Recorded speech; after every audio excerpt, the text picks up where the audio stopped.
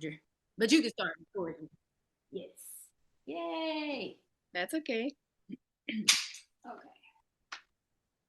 Charge it way across the room. Okay. Now, here we go.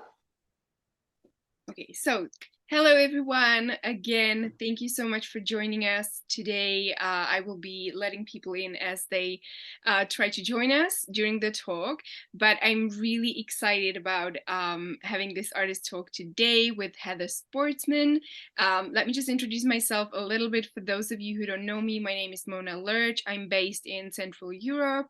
I am the founder and CEO of two global platforms for women artists. One is Art Moms United for art parents and caregivers, and the other one is Women United Art Movement. We're representing that today.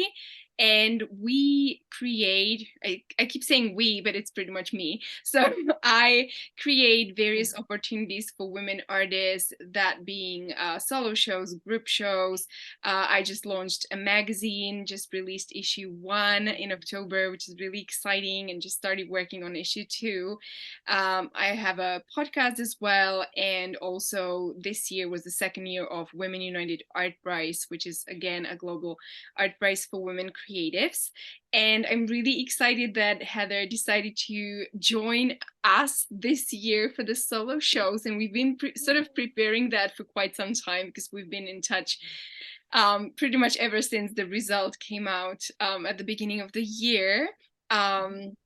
And she said, I'm going to bring people, and I'm so excited to see so many of you and even some faces I know. So thank you so much for being here.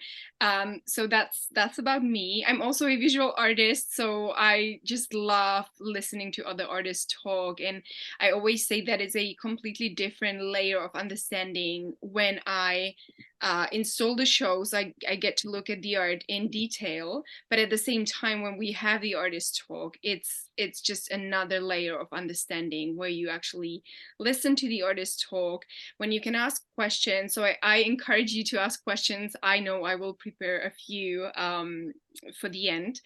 And so let's just jump to Heather. Heather is a mixed media artist, and I'm sure you all know her, but I'm just going to briefly introduce her and then just hand over to her. She focuses mainly on portraiture.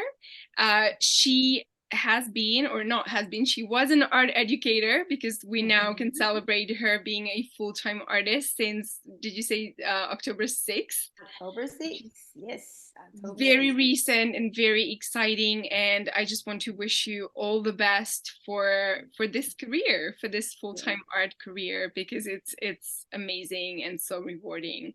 So I probably can just hand over to you to introduce yourself a little more, and then we can have a look together at the virtual tour, and Heather can talk about her pieces and her solo show, which is called Set Like a Diamond. Okay. Heather, the floor is yours.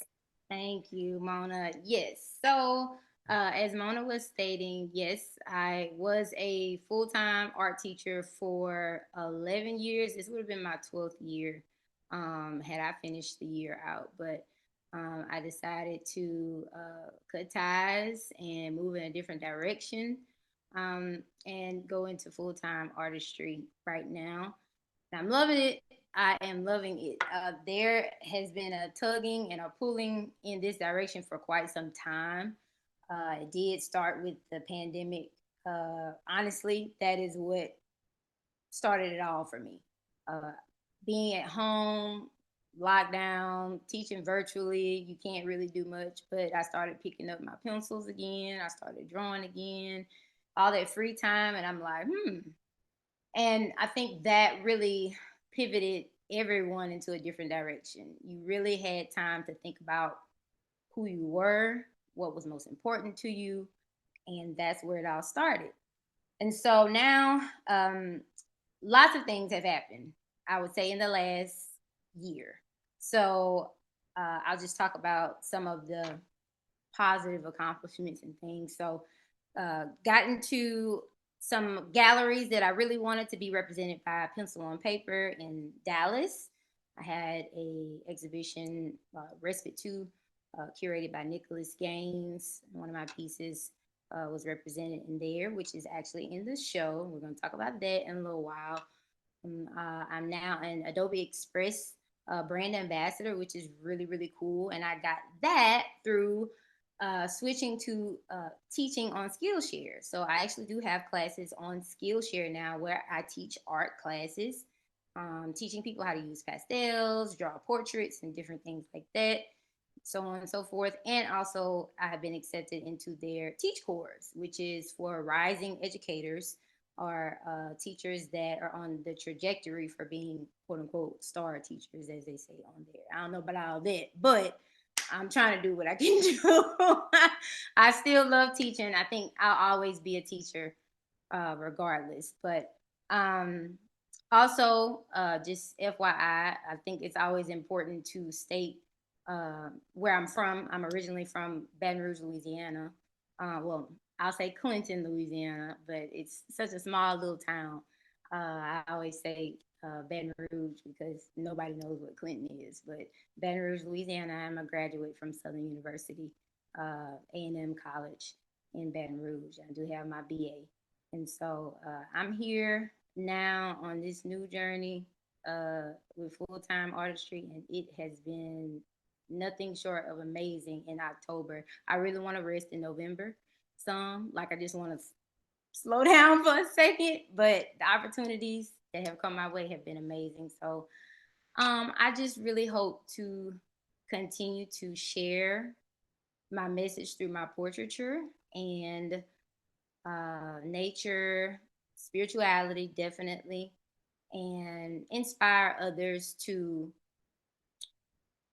be their true selves, be confident in who they are, and also more than anything, don't be afraid to be different. Do not be afraid to be different. It's okay not to be popular. Um, I think my work will speak for itself and deliver that message when I talk about it. So, Mona, if you want to go ahead and start, you can do that.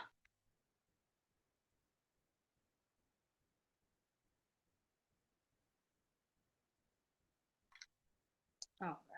I just love this virtual gallery stuff. This is just, I mean, we used to do this with my students, but I just think this is so cool. Still. So, this is my show. Sit like a diamond. All right. So this first one, oh my goodness. The trial. This whole show pretty much centers around the last year of my life. There's been a lot going on, a lot going on. And if you look at I don't know, a lot of people said they were having trouble with the like descriptions and things like that and looking at the details and stuff. But if you look at the description of the trial, it talks about how I felt like I literally was on trial. And the elements that you see in this piece, the clouds, the anthracite that I'm sitting on, which is actually coal, okay, but it's one of the more expensive or most expensive types of coal there is. And we do know what coal actually ends up turning into at some point, okay? Um, the piece itself is mixed media. It's done in watercolor, color pencils. I think a little bit of pastel as well is in there, and acrylic for the details in the dress. Um, Funny story. This dress that I have on and am wearing throughout this series is actually my reception dress from when I got married. I wore that dress for the pictures that I use as references because this is what I felt the most beautiful in. But the story behind this is um, I wanted to feel regal. I wanted to keep my my elegance. I wanted to keep myself together. I wanted to keep my composure. I didn't want to lose any of that, although I was going through a lot of pressure. At that time, I had gone through a school shooting, which a lot of you know about already, which is rampant in the state of Texas. I'm just gonna be honest with you, and over the nation right now. We had transitioned to a new school administration, and it was not very favorable for me um, at all. I really missed my principal that he was injured in the shooting. I was dealing with the trauma of the students, my own trauma, my coworkers. Spiritually speaking, it was just a lot of things that were coming my way that I was just not prepared for. Not prepared for. But God helped me. That's who helped me.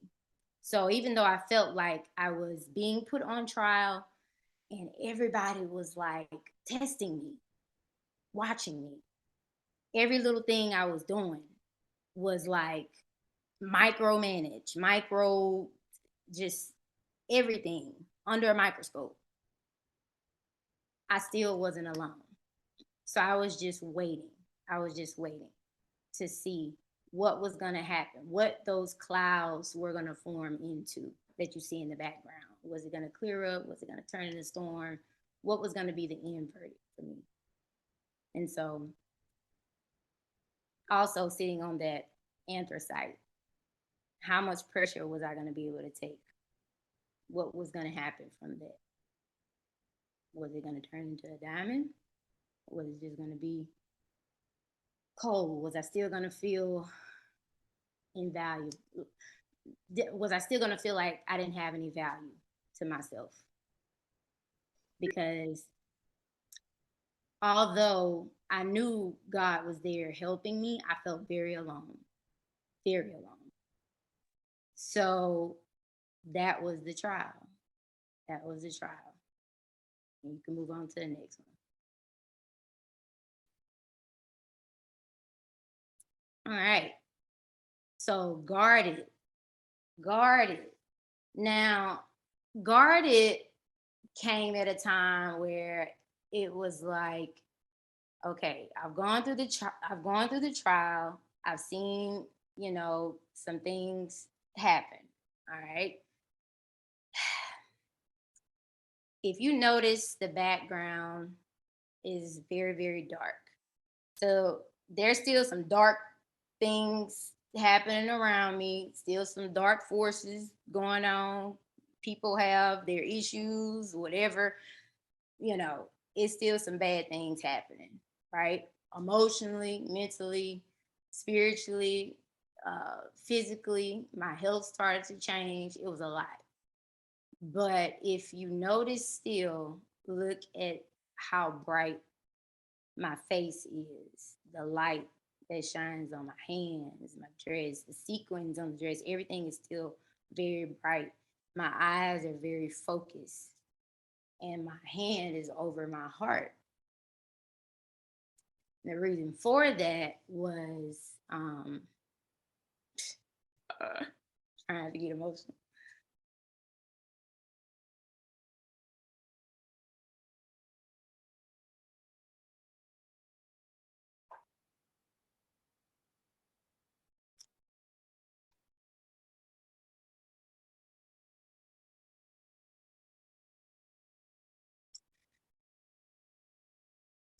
Um, Jehovah helped me with a lot, a whole lot, and he gave me understanding on things and helped to prepare me for things and helped to um, just really protect me. And I knew that I was being helped. And so it gave me the sense of like, just stay focused, just stay focused and guard the gift that you've been given. Keep it guarded. And, a lot of people can take things from you. they can take away your joy, they can take away your happiness, they can remove trust from you, they can do all types of things to make you miserable. But the one thing that they cannot take away from you is your relationship with God, your faith in God, what He has instilled in you. And that to me was invaluable at that time. So I refused to let my guard down. Refuse. That was the only thing that I had. So this is where guarded came into play. So we can move on to the next one. Oh, supplication. Things are getting a little brighter with supplication. There's a lot of different forms of there's a few different forms of prayer. There's, you give prayer thanksgiving, and you give uh um you know just praise, and then you have, supplication. And supplication, when you're talking about supplication, you are really like asking, begging, it's heartfelt. And in this particular one right here, this is what I was doing. Um, I really needed to supplicate and talk to God about what was happening around me with work, with my spiritual life, um, school, everything, with just the direction of how things were going, because it was getting really, really um, tough. And so the kind of haze that you see around my face, and the like my eyes being closed, and looking up, I still, even though my eyes were closed, I was very, very focused. And still, as you can see, even though in the last picture, guarded, and like I said, everything has been put in a particular order. With guarded, uh, my hands were across my heart still. And here again with supplication, my hands are across my heart again. I still wasn't letting my guard down. Okay. I knew what I had to do.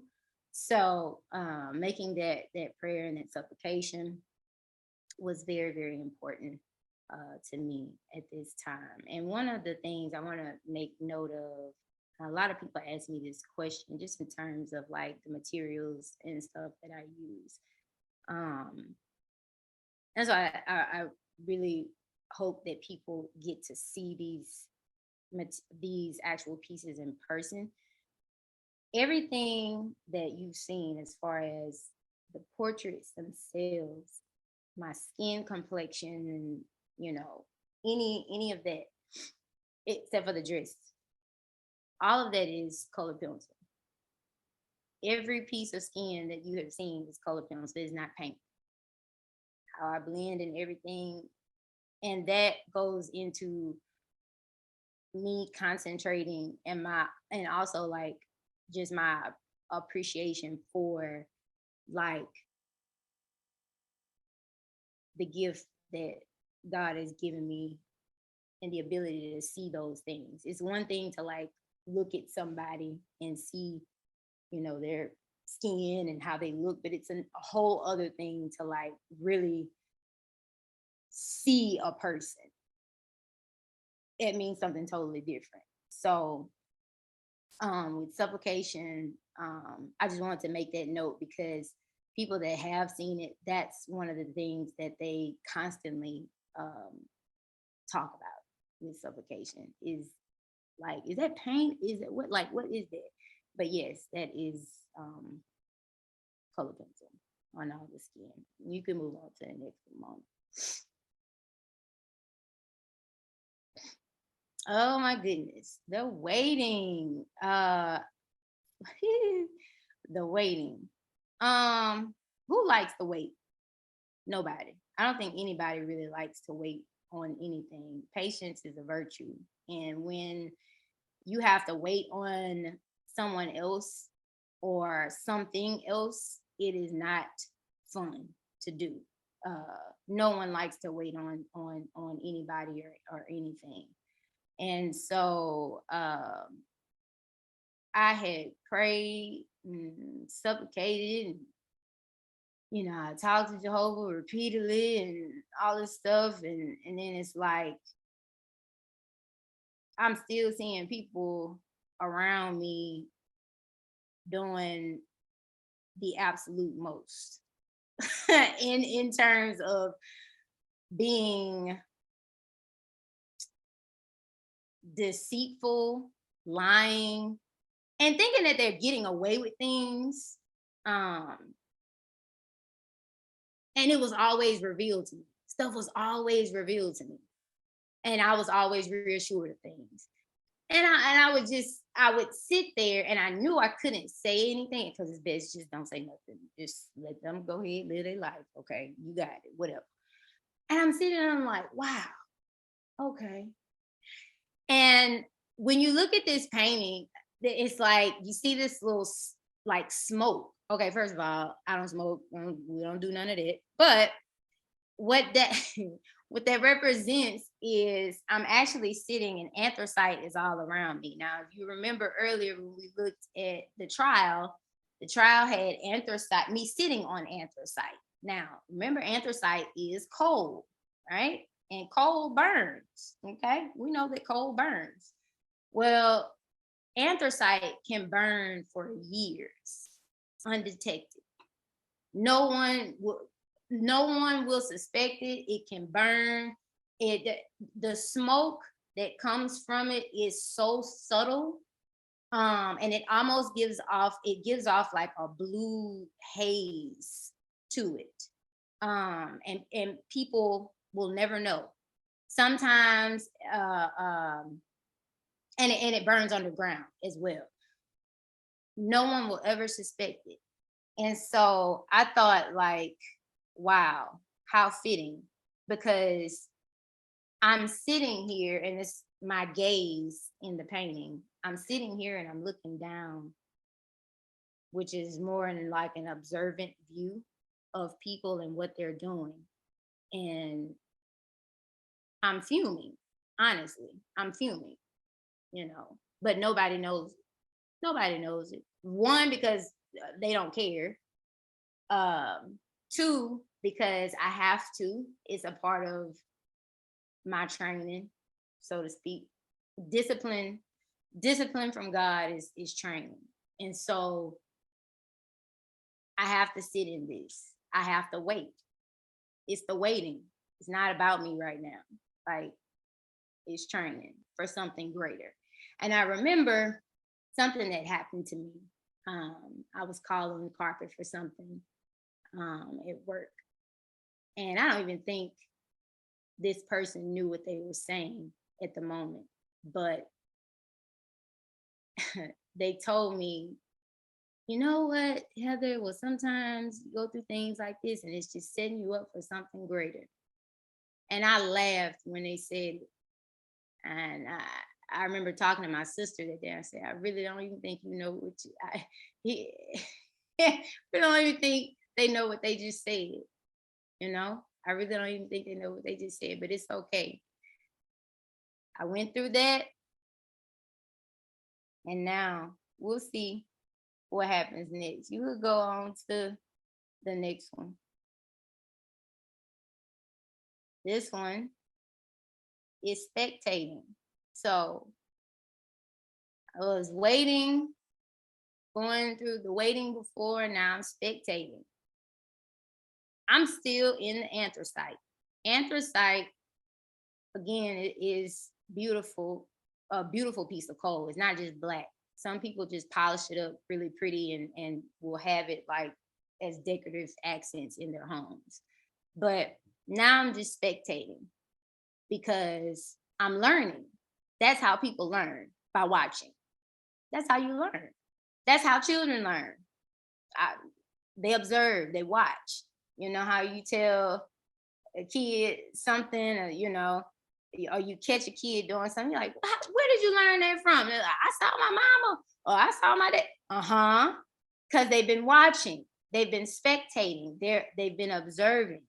And so here I am, you know, um, spectating now, um, what's going on around me.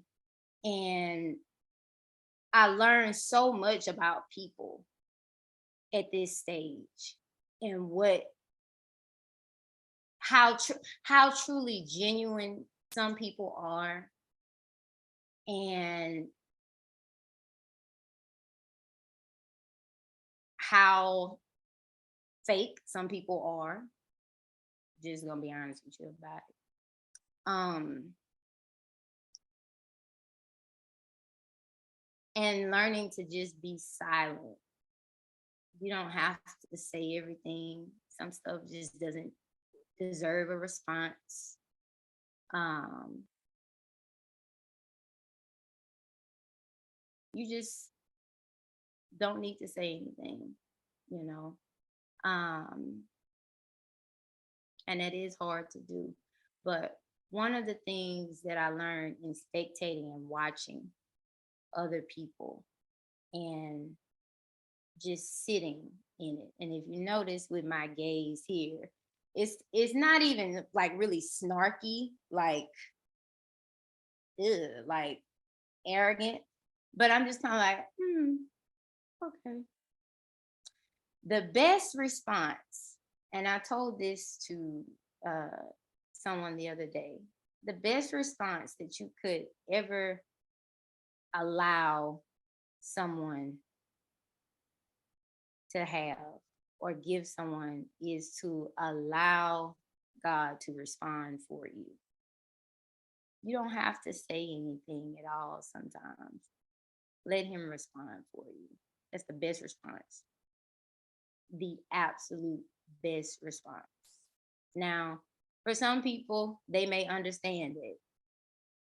That's fine. Some people, when I'm talking right now, it may sound Greek to you completely. Some people, you may understand it, but you may want to deny it, and that's okay too.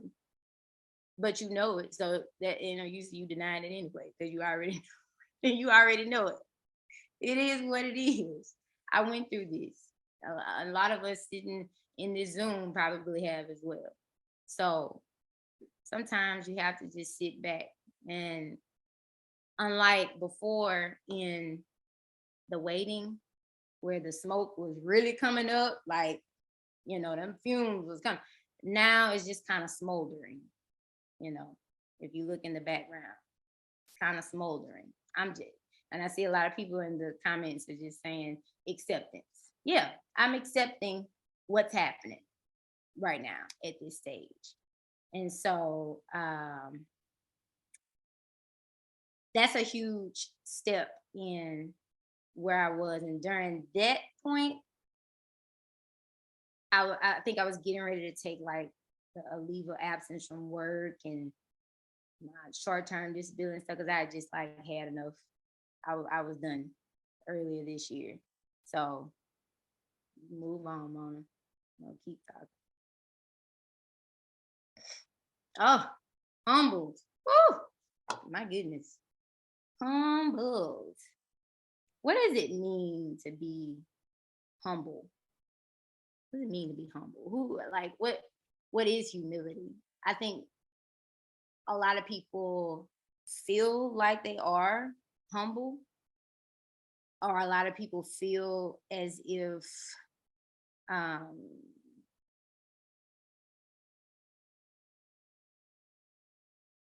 they're the epitome of that, you know. Um, but that's not necessarily true. Um, like I said, I had gotten to the point where I was getting ready to leave work. I had been accused of the stupidest stuff. I had been uh, just micromanaged, uh, all kind of stuff. Uh, I've been disappointed by people whom I thought were supposed to be upstanding, um, spiritually and otherwise.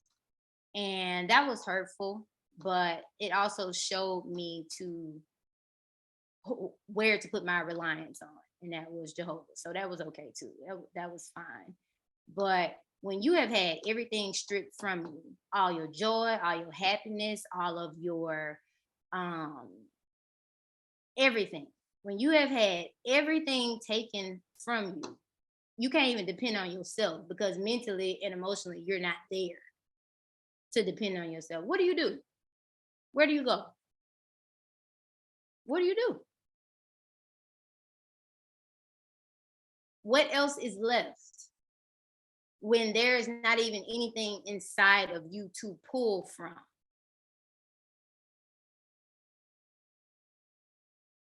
You are literally broken down to the barest parts of yourself. What do you do?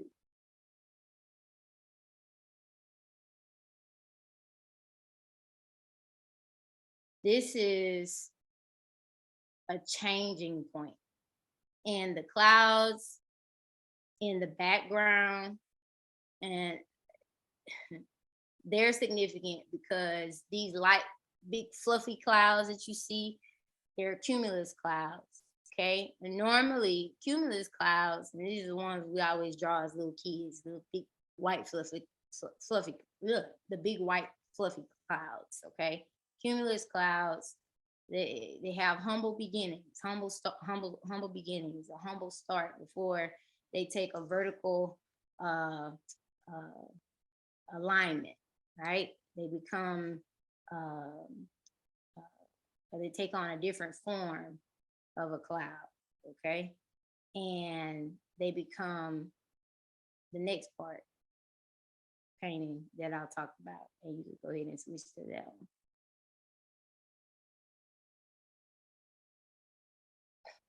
Well, we'll skip to that one in a second, but let's go ahead and talk about this undisturbed. So, top of the year, this this was actually the very first painting that I did for 2022. And this is the one that was in Pencil on Paper Gallery in Dallas. And so I think this one, as turbulent of a year as it's been, it has definitely taken a turn for the better. Um, and so I will say this kind of like set the tone for me, undisturbed. And just thinking of the definition of undisturbed and then the show that it was in, respite, which is true rest and just like you could breathe, and the expression on my face here and in the clouds and all that stuff. It really did set the tone for the year. First, I didn't think it was, but it definitely did set the tone for the year. And there's an old proverb. It comes from the Bible, and it does say that when what you dread comes like a storm and your disaster arrives like a storm wind, when distress and trouble come upon you, the one listening to me will dwell in security and be undisturbed by the dread of calamity. Now, you can't tell me that's not true. Okay. People will love to say, oh, it comes from the Bible, and that's outdated. Well, if it came from another book, would it be okay? If it came from another book, would it be okay? Because it's true. I mean, it is what it is.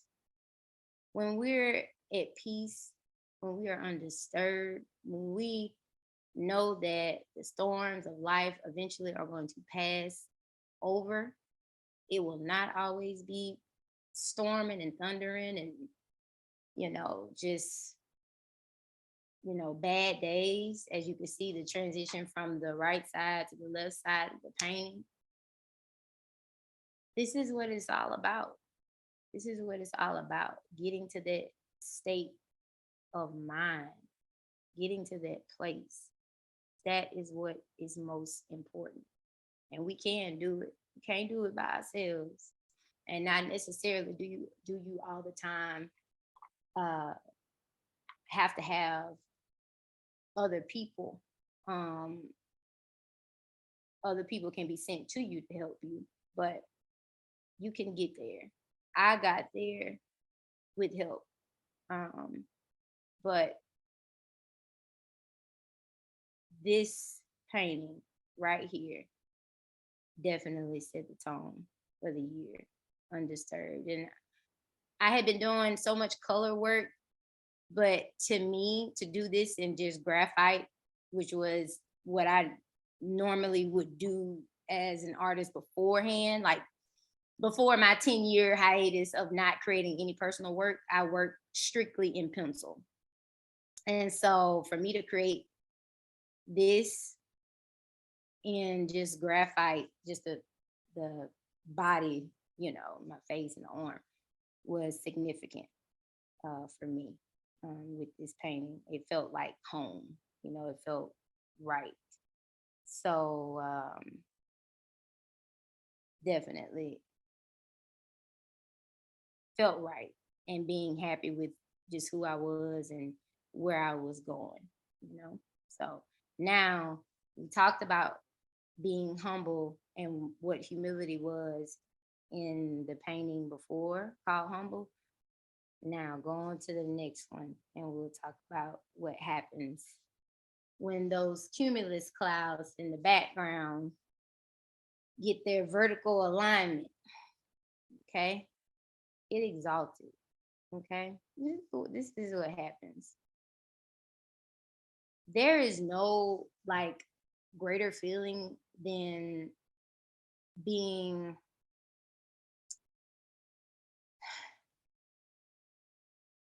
like knowing that you've done the right thing.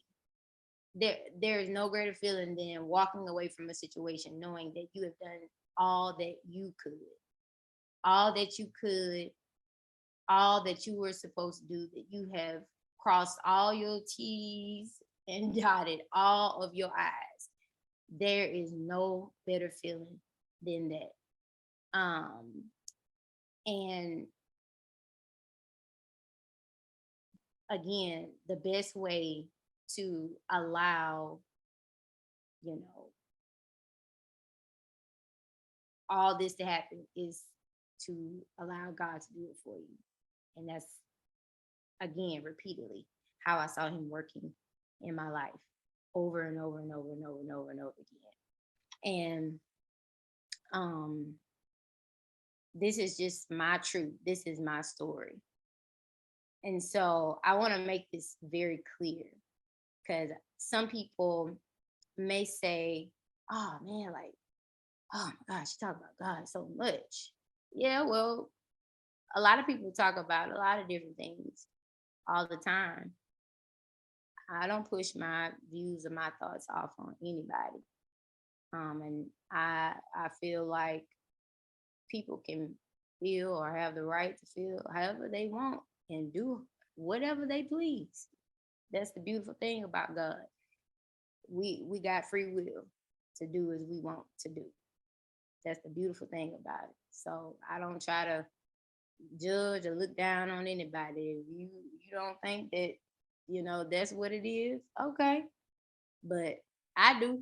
I do. This is me. This is Helen's story. So I'm just keeping it real. This is me, right? So with this, like I said, I had to refer back to it.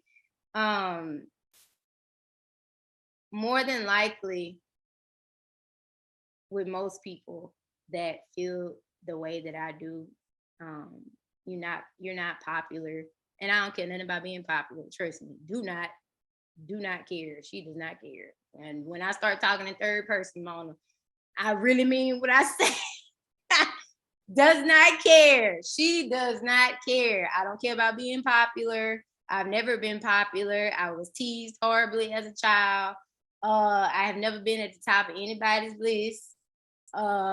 It's just always been that way for me. But to Jehovah, I've always been special. And I know that.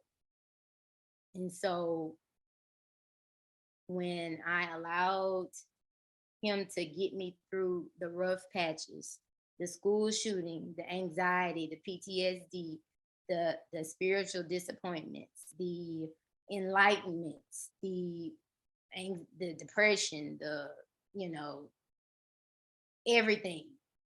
When I allowed him to get me through all of that,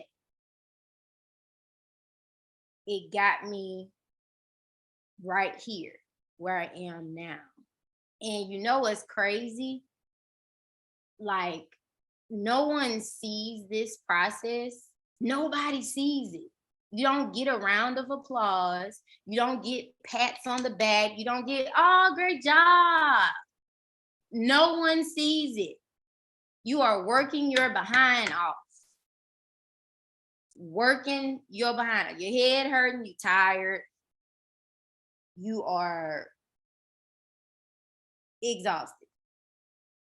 But I'm so happy that I did not fall for other people's definitions of success, that I went along with what path that he set out for me rather than following the popular course.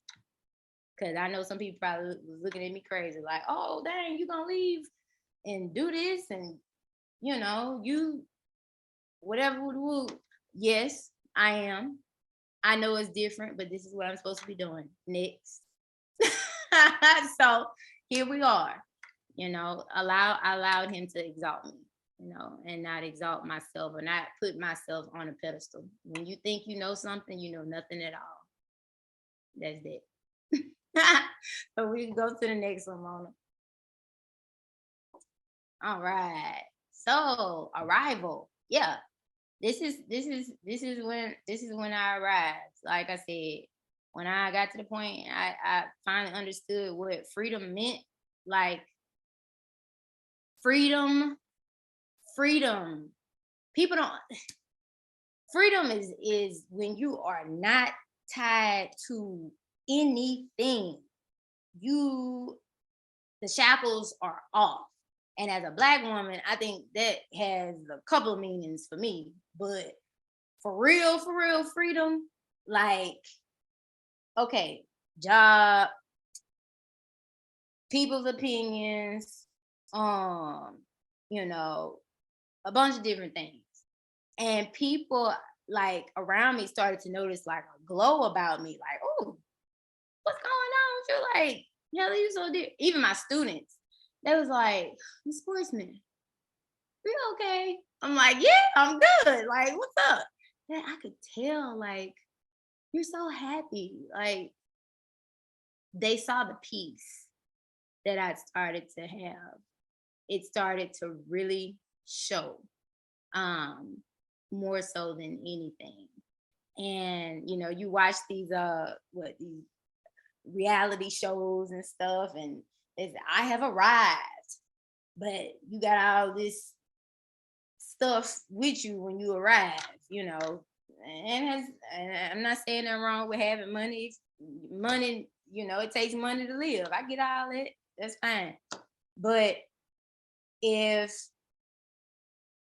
the real thing is this, if all of that, because I've gone through all this stuff, if all of that is taken from you, if you don't have the little things in life that really mean something, you don't have anything to be happy about, no joy, no peace, no no true joy, no true peace, no true happiness. What do you have? Because money doesn't make you happy. It can't make you happy. So me sitting in this job and in this career, and I'm taking all this foolishness from people, and I'm not happy. Love my students to pieces. Oh my goodness. Love those kids. Love Mr. Eric Espinoza. one of the best principals I ever had, Miss Myra from all, one of the best principals I ever had. Love those people. But and you sitting and you taking all this stuff constantly and you seeing things just go to deplorable conditions. Oh, why? What are you doing? Like, I'm not understanding. Why are you sitting there constantly taking that? Why are you sitting there? And I've lost my earring. Fell out my. But why are you sitting here constantly taking that? For what? What is that? What is that doing? Mm-mm. God's timing is perfect. So when you have this shining and this brightness about you, and like a diamond, okay, and people like, why you not concerned about this? Why you not worried? You gonna quit your job in the middle? We in the middle of a recession. It's this and that going on. We got bills, we got money, da da da da. And I'm like, I know. Yup. And she's still gonna quit. Yep. Gonna put in the 2 weeks notice and I'm gonna go. I'll see y'all later. Thank you. And I don't regret it. If I had to go back and do it again, Mona, I'd do it again. Probably quicker than I did before. You understand? But God's timing is perfect. His timing is not ours. So whatever he has in store for us or for you is for you. It ain't gonna miss you. It's gonna be right on time. So that was my arrival. You can go to the next one. All right, fruition. So when everything I prayed about and whew, just lamented over, and I just everything for that whole year, everything I endured came to fruition.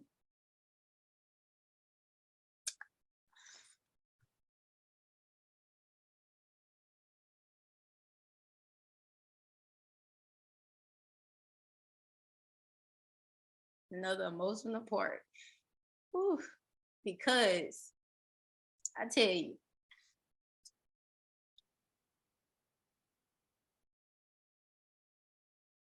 faith is something serious. It really, really is. It really, really is. That's why it looks so peaceful on that painting. So peaceful. So very peaceful. Um, you know how hard it is to, again, like I said from the very beginning, why I chose the dress that I put on, the everything, because I wanted to maintain the regalness, the elegance, the purity, everything, you know, uh, the holiness, even being as close as possible to what what Jehovah required of me enduring all of this stuff. You know how hard it is not to retaliate against people who are doing things that you know are wrong. People that are doing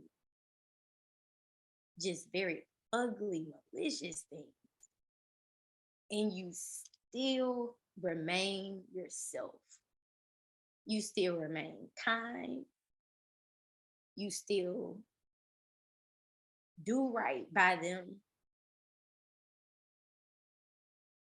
And you have every right to be the opposite way.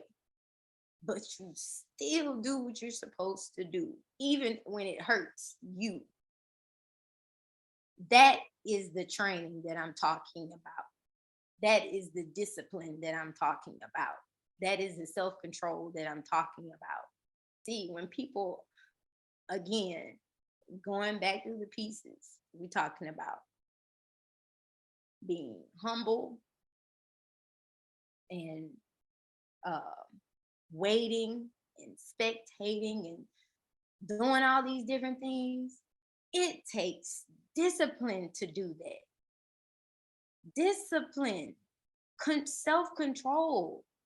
A lot of people will immediately be like, I ain't doing that. No, I am going to do whatever I need to do, get back, whatever. But that's not how we're supposed to act. It's not right. It's not where your blessings come from. So you have to wait. But when I realized that everything I prayed for and all of my hard work had not gone unnoticed, that's when I received my peace. I saw everything come to fruition. And it's probably gonna be more, but we can wait on it. We'll see as the story unfolds later. But that's where that came from. So keep going, Mona. Oh, it skipped. All right. So diamond, okay, diamonds gonna be cut by other diamonds. And mine is skipping too. I don't know why this one did that, but I want to literally read the description for this one because this is one of my favorites. So now, okay, everybody knows that pressure turns coal into diamonds, right? And shaping and cutting diamonds can only be done by other diamonds. Like you cannot cut a diamond with steel unless it's diamond phase steel or something, right? But despite the grading report's just prestigious title of flawless, flawless diamonds aren't truly flawless. They have some flaws, they have some blemishes in them, right? No diamond is truly flawless, but they are in a class of their own. And so the last stage of cutting a diamond is the inspecting stage. And though it sounds maybe like a little similar, the diamond cutting inspecting process is not the same as diamond grading. They're two totally different things. Inspecting and grading the diamond is different. So instead, this step involves thoroughly checking the diamond to make sure it meets the right specifications. Okay, if it does, then it's passed on and it's eventually sold. And if not, then it's sent back to polishing for touch ups. Like, okay, well, you got to go back to the drawing board, you got to get a little touch up. All right. Spiritually, I believe there's been an inspection with me from the trial. Okay. And it's probably continuing on now. I really do. And diamonds, they undergo extreme heat, pressure, cutting, and inspection to qualify. And I hope that I've done the same. And the reason why I say that is because, again, a diamond is in a class of its own, in a class of its own. And I would rather go through all of the things like that, those extreme conditions, the heat, the pressure, the cutting, the inspecting. I would rather go through all of that than not. Because how do you really know what you're made of if you don't? How can you really prepare if you're never put under any of those things? You'll just still be at that stage, that cold, just sitting, wondering, what could I possibly be turned into? What could I possibly be formed into? You know, what could happen? But unless you are put under pressure, unless you are undergoing these things, undergoing trials, unless you are humbled, unless you are refined and being exalted, not by yourself, but by the one that forms us, by the one that shapes us and molds us. I guess you could say by the true diamond cutter himself, God. You know, how do you know? How do you know? And if you're not ready, he gonna polish you up some more. Okay, you got to go back and get polished up in them areas that you need to get polished up. I done been through that too. And probably still gonna continue to have to get polished up. It's things we all have to work on with our personalities and stuff. But you know, here I am. I finally made it. And I'm gonna tell this one last part. The most eye-opening thing. I lost my aunt. Um,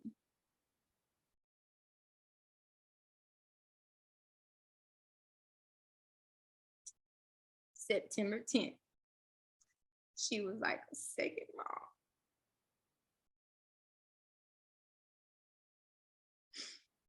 She was the kindest person I have ever met in my life.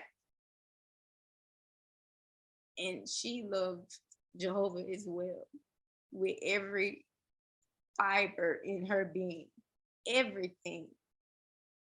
And I often think about how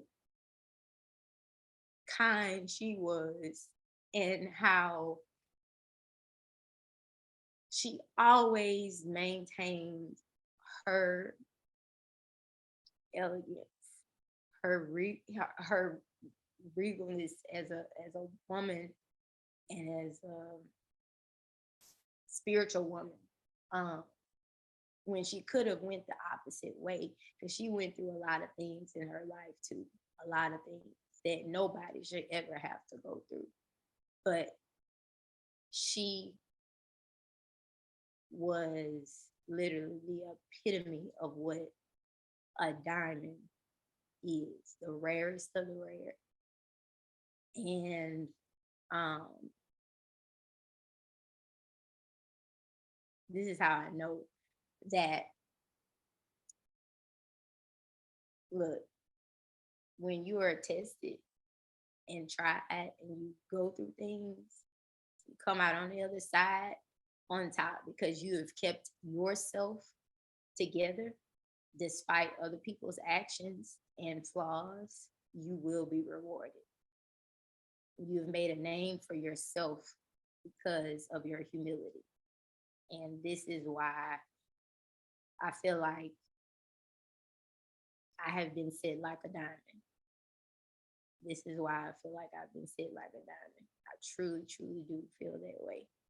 And that's why this whole show, this series, is so personal for me and emotional for me. Even if you don't understand art or you're not like art see person per se, I know you could feel the emotion behind it. So a lot of this is all portraits, self portraits. They gonna stop. Self portraits gonna stop for a while. I just had to tell my story, but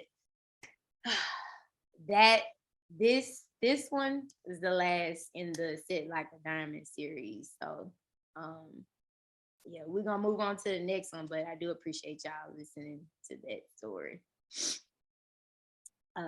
So fully stocked. Fully stocked is a popular one. People like this one. This is really how I feel now. I'm out of the school system. I am a full-time artist. This is watercolor and color pencil. The same elements I like to use all the time. I'm real big on nature and just anything clouds and floral and pearls, diamonds, stuff like that. So you see that here. And on the shelf is a bottle with love in it. And there's a bottle, a green bottle, it has abundance in it. There's a glass that is filled almost all the way up. It's more than half full. And then there's another big bottle, and it doesn't have anything in it, but just represents like, hey, mm, well, whatever else I might need in life, I'll have it. You know, it'll be filled up too with whatever else is missing. But those are the most important things. You know, I have love. I have an abundance of things. I won't be filling from a glass that's empty or trying to pour from a glass that's empty. And then the opinions about what other people think about my decisions spiritually to serve Jehovah, to put him first in my life, to um, not worry or concern myself about material things and all that stuff goes out the window. I don't care. My thought process about not being popular and trying to be rich and all this other stuff. I'm laughing maniacally almost in this painting because I don't care. I'm getting ready to smash that bottle because it's the last thing on my mind. That's not where my happiness comes from. It's not what I need. So yeah. And the pearls, I don't know. The pearls are just always an added thing for me, but uh I feel like with a pearl, they come from such a small little thing. I mean, a little grain of sand forms into something so valuable and beautiful. You know, uh, how can you not appreciate a pearl? How can you not appreciate something like that? You know, people overlook a grain of sand all the time, but you really standing on a million potential pearls. You know, people overlook them, but you never know. So you can go on to the next one, Mona.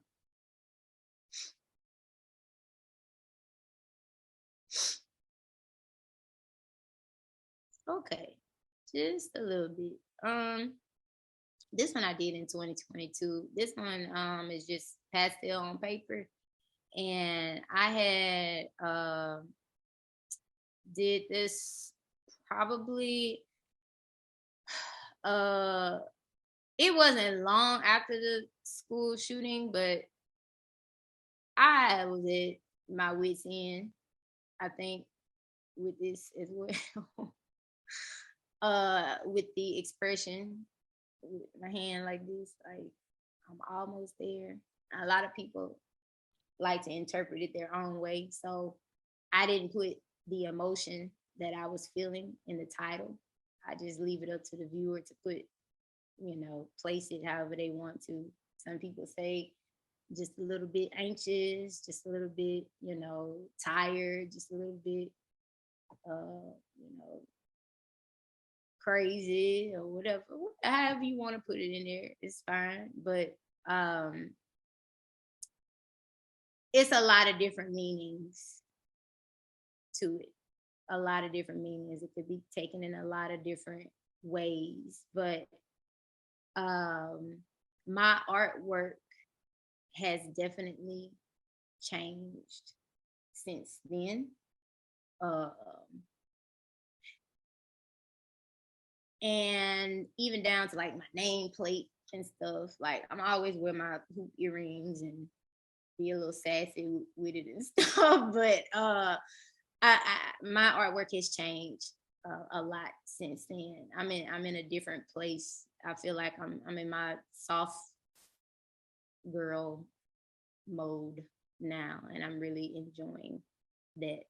I felt like then I was a little bit more hardened, and it shows. I mean, the detail is pretty tremendous, I would think, and even from compliments and stuff I received from other people. But I've softened quite a bit since then. So I think the next piece is kind of bouncing off of this one too. Yeah.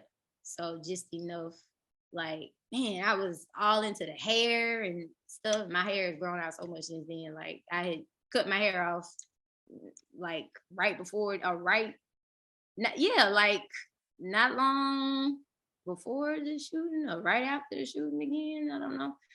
But uh just enough. I was like looking at my hand, there was nothing there. And that was just representative of like intrinsic motivation. Because sometimes, well, a lot of times people look to outside sources for motivation, you know. And my sister and I, we talk about this a lot of times. Like, and we both are, I think, I'm a little more extroverted than my sister outwardly, but we both are introverts. Definitely, we are definitely introverts, but I'm a little more extroverted outwardly than my sister is, and I think that look, she laughing now. I think that uh, we talk a lot about people finding like intrinsic motivation, not having to depend on others so much to motivate them, you know, or not being as needy uh, and dependent on others, because there may be times you don't have anybody at all. And I know it's tough, but we have to find that like it is spiritual and mental warfare out here. So me looking at my hand is like, okay, I gotta find it. Like I gotta find this glow about myself that's already there. Like I know something is in me to help myself. I just gotta find it. It's there. So that's what that one was all about. Just enough. Like I got just enough in myself to pick myself up by the bridges, as my mama would say, to keep going. So, and you can go to the next one, Mama.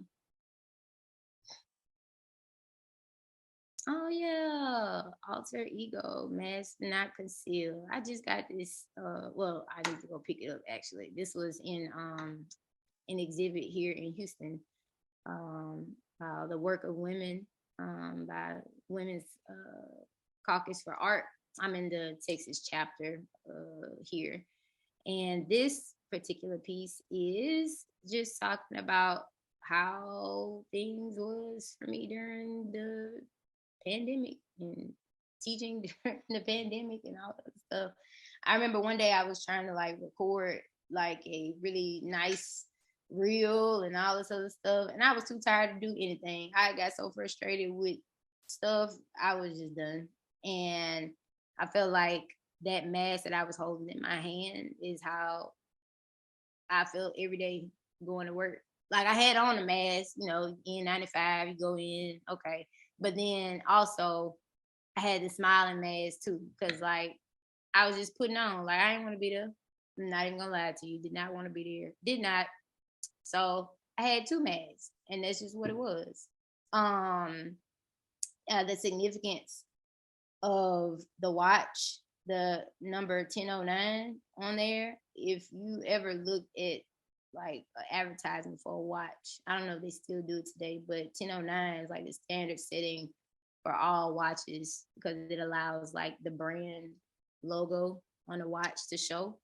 And so I said that, that's kind of like what education has become. It's like a showy display or a facade in place of reality. The time has been said to only show what society wants to see. Is test scores and teaching kids to a test, and all about making the administration and stuff look good, but the kids are what the school is all about, you know. Um, and teachers like myself and other teachers that are really passionate about the students, we're the ones that's penalized more so than anything, you know, because we care about the kids. We care about how they learn and reaching them where they are rather than gotta just teach content, content, content. And so that's why you see a falling away of so many teachers now. That's why they're leaving in droves, to be honest with you, because it's killing they dreams and it's killing the kids' dreams too. So it's bad. It really is. And I hated to be a teacher that was well loved, is still loved by the kids and coworkers, but you know, you have to do what you have to do because that is not sustainable. It's not. So I believe that is it, Ms. Mona. So I'm a hush now. So you can ask me some questions. Ah, yes, yes, yes. Oh, hey, Miss Kimbrough and Hannah. Oh my gosh. Some oh, students. Oh my gosh. That is crazy. From long, long ago. Long, long ago. Okay, thank Okay. you. Thank you so Thank much. you. Let me just switch back to, what is my computer doing? To the gallery view. Okay. Wow, so many people. You can't really see that if you, because I turned it on for the speaker's view. So I haven't seen Yeah. how many people actually joined. Thank you so much for taking us through your show. It was truly amazing. And let me just say that you said so many things that I needed to hear today. And it means so much to me. And I'm so happy that you decided to do this body of work for this show, solo show. And I don't know, like you've answered pretty much all the questions that I put down while you were talking, which is amazing because one of my questions was, you know, looking back at the beginning of this journey, at the beginning of this process and this body of work, my question was, what was Heather like back then? What is she now? But then you said you're in your soft girl mode and it all made sense. So thank you so much for actually answering my questions without me asking them. Yes. And before I pass the floor to the people who are here, you might want to ask you some questions. I want to say that so many things that you said not only resonated with me, but even the paintings reflected something from my own journey. So I have to tell you, so the waiting, when I saw that smoke, so my first self-portrait that I did a few months ago is me sitting with a head and it's all covered in smoke. And the name of the piece is called The Shadow. Let me see. The darkness that surrounds me, the light that protects me. And I had the exact same feeling when I was actually creating that piece. And I just feel that connection through your work, and it's truly amazing to learn more about that and more about you. And I'll be quiet now because we have so many people here who might want to ask questions. So please feel free to unmute yourself, turn on your video if you want to ask Heather a question, and we can go for, let's say, 15 minutes. So we'll let you know when our time's up. So anyone who wants to start, or I can keep asking, that's fine too. Yep. Either or. Let me see. I'm looking at it. Carla, please go ahead. You can just jump right in. I just want to say you did a wonderful job. Wonderful job. Very, very proud of you. During the process, what process really hit you the most and that you really appreciated the most in your process pieces? I would say like probably probably the latest ones. I would say the ones that led up to, or were when I was getting ready to leave the school system. Those were the ones that hit the hardest, I think. Because that's when I really started to see like everything happening. Like, oh, like I was understanding why I went through things beforehand, right? Like the pieces that I had created before or earlier in the year, it was like starting to make sense. Like, oh, that's why I went through that. Or that, oh my goodness. That's why I stated in the like the general synopsis of the show, like these pieces were really prophetic because like I had taken the photos last year, like for me to model about them, and I had given them the names already, but the stories came together literally throughout the entire year from October to October. So it that just like blew my mind. So when it got down to like the wire, like the last couple months, I was like, oh my God, this is why. So good question, Carla. Thank you. Thank you so much. I'm not sure I saw Jared raising his hand. If you still want to ask the question, please go ahead. She answered it. I'm sorry. That who is it? Jared. Wait, I'm trying. I know how to work Zoom because that's why I was telling you about. I was like, now if you need help with Zoom, I got you because we are some Zoom experts. Because this is how we were meeting for the longest. We still be doing our Zoom thing. Oh, that's Brother Small. Okay, Jared Small is another fantastic artist. I just have to shout him out. Love him so much. He is amazing. If y'all have not looked at his work anywhere, please go see it. Oh my goodness. Like Mona, just I can't even say that. I'm just keep going because I'm a hush. Okay. Who else got a question? Let me be quiet. Miranda, you can go ahead. That's my sister. Hey, Miranda. What else? She Oh, and you have to unmute yourself. Who's she? Oh, Can't. You might have to unmute her.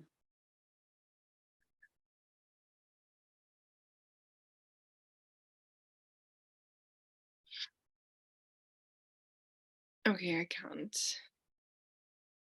Oh, it's not working. You can put the question in the chat if you like. I'll read it out loud. Because I can't unmute you from my end. Can I unmute? I can't unmute, can I? Let me see. Oh, maybe I can. No, I can't. So the question is, what is your next series of work gonna reflect? That was my question too. Oh man, yes. Like, I'm glad. Oh, I'm glad people. Oh, okay. See, Raven asked the question too. My next series of work going to reflect. I actually have some thoughts about some things right now. Because again, I'm in a total different like zone now.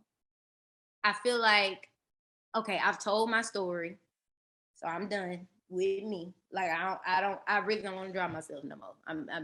She is done. I don't want to draw myself no more. Tired.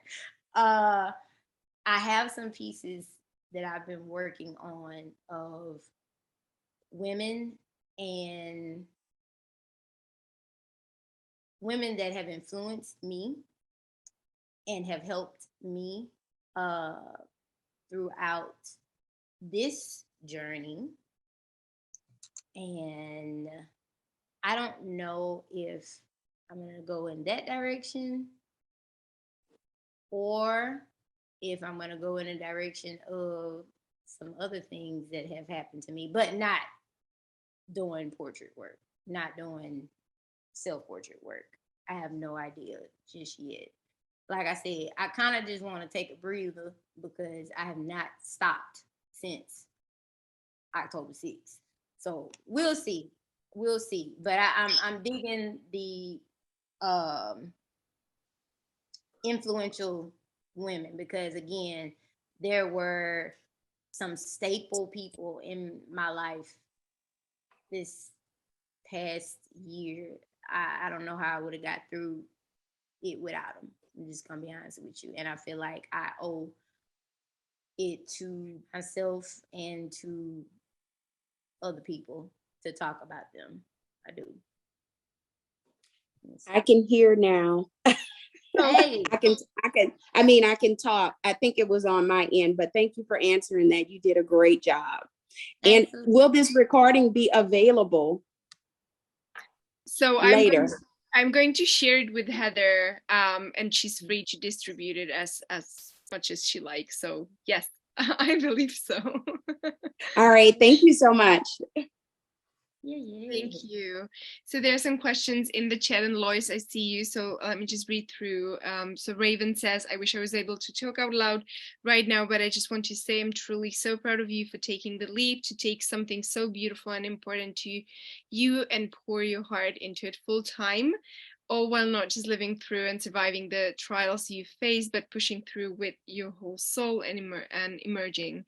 This is another amazing step towards that, and I can't wait to see what opportunity you take next. When I say you're an inspiration and goals. Hear all of these stories. I'm so happy I was able to join this artist talk today. Needed this. I think we all did, actually. Oh, I appreciate that. And then there's a question from Dee. Do you have a favorite piece in this show? I do. Also, what's next in store for you in terms of shows or related events? Endlessly proud to know you. So Heather, what's your favorite piece? And let's see if we agree on that one. Oh man, my favorite piece.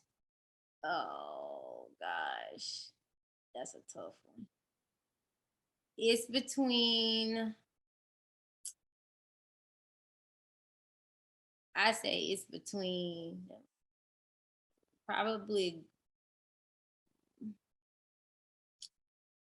fruition and probably guarded. Maybe might be those. I'm not sure. Yeah. I don't know. It's so hard. I don't know. I'm so connected with all of them. I don't know. What's your favorite piece? I'm gonna ask you. My favorite piece is fruition, and you can tell I always select my most favorite pieces for the thumbnail of the exhibit. So definitely that one because it's so pure, soft. I just felt that it was like radiating light. So it's radiating the softness. That's how I feel. See, I'm telling the piece. Yeah. Absolutely. All right, so we have time for one more question. Or if anyone wants to put something in the chat, go ahead. Oh, I didn't answer her second part. I'm sorry. She said what's in store in terms of shows, art related events. So I have I don't know any like shows that I'm gonna do just yet. Like I haven't applied to any shows. But who knows? Like I said, I just literally I am God's child. Look, he holds his hand out and I'm like this, like a little kid. Where we going today? I don't know. So wherever he takes me is where he takes me. I just wait to see what happens. I mean, we'll see. We will see. I don't know. And in terms of art-related events, you have something coming up in France. Oh yes. So my artist residency in France next year. I'm excited about that. One of my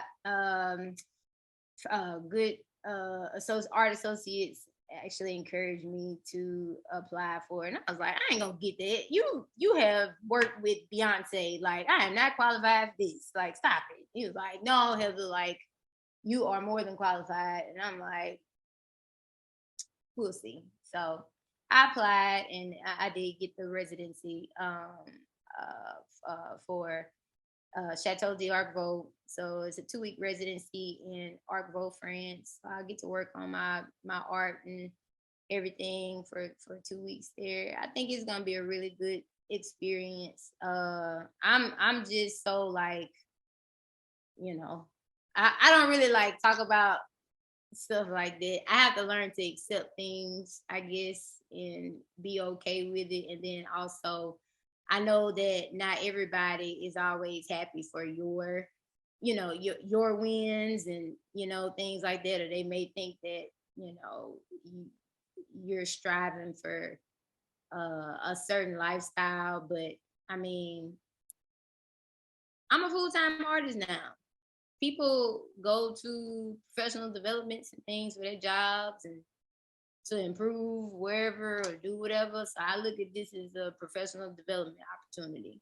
And so I'm very excited about it, and we'll see what happens with it. I think it's gonna be cool. I've never been out the country, man. Like, I've never been to France, so hey, it's gonna be nice. I'm excited. Fantastic. I can't wait to hear all about it. And we have time for the last question. Lois, feel free to ask your question. Oh, she got to unmute. Unmute. Let's see. Hi, I came in a little late due to our meeting. I'm in my car and I was headed to get a pedicure also. But I just wanted to say that, as long as I've known you, you've always been an amazing person. And you talked about introvert, extrovert. You've always been an extrovert. But so proud of you and what you have done, the woman you have become in your art work. I'm getting the tail end of your story, but I am aware of what happened at the school, and it worked out. Your art worked out as a love and therapy for you, and that's good that you had your art to work on that therapy when it was needed. So just want to say, so proud of you, and just keep up the good work. Thank you. I appreciate it. Yay.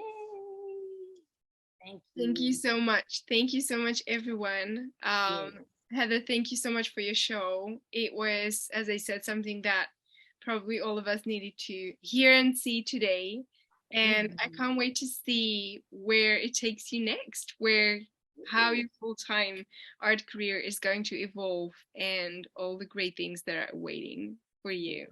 So thank you so much. I appreciate it. Thank you to everybody that came. I appreciate y'all. Thank you for your support.